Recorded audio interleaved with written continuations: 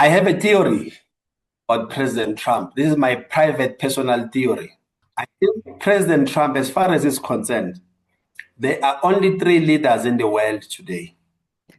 It is himself, it is President Xi, and President Putin. And how he's imagining his role and how he's imagining the world, he's imagining what I call a G3. For him, he can convene a G3 meeting tomorrow between himself, President Trump, and President Xi, because that will be the culmination of what he believes to be, the countries and with a lot of power economically and otherwise. I think if it were for him, he will convene a G3. That's why he doesn't care for everything else, because for him, he has seen the advances in China. He wishes America to advance like China. He believes we can do that through tariffs and all the other, economic draconian measures he's taking, because he dreams that America can advance as China has done.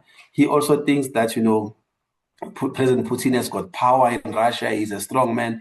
He also feels that he could, have a power like that. That is my theory, my personal theory about where he's at. He dreams of a G3, and that he will be the leader of the G3, and everybody else must be the cheerleader of the G3. Unfortunately for him, the statements we read from China, this won't happen, because China is believing in mutual cooperation, mutual respect, and all the initiative like the one that President Xi proposed to the UN last year, which we've just celebrated the first anniversary of. All of those things are about solidarity, cooperation, and mutual respect. He is not for that. He just sees a G3, which is all too powerful, three individuals making decisions for the rest of the world. Look at the statement President Trump is making about Iran. Mm-hmm. He is not sending envoys to foster peace, yes, but he's threatening and making statements that are inflaming the situation. And in Iran, who is he tweeting about? Mm-hmm. He is tweeting about the supreme leader there.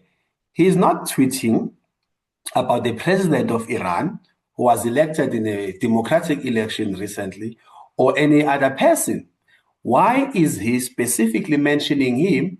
Because that is what fascinates him, the idea of a supreme leader, because that is how he sees himself. Remember, when the Pope passed away, there were memes about him wearing the robes of a Pope. He even tweeted that in an official media platform of the American government, because in fact, may have looked like a joke at the time, but that's how he sees himself.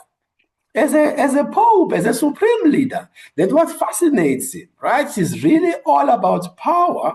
Hence, I think if he were to be declared a supreme leader, he will be excited. That is why he did a military parade, because he thinks that's what great powers do.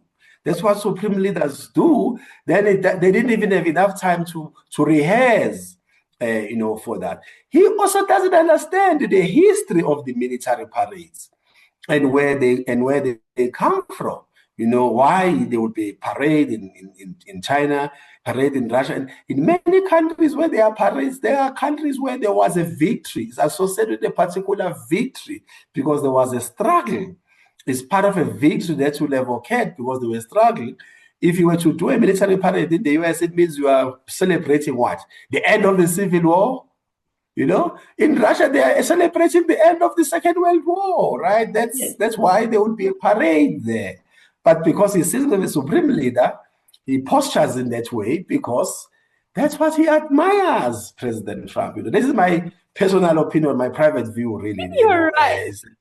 It's not a government view at all. I think if we were to bestow him, I also think privately he's disappointed that he's not been given a Nobel Prize so far.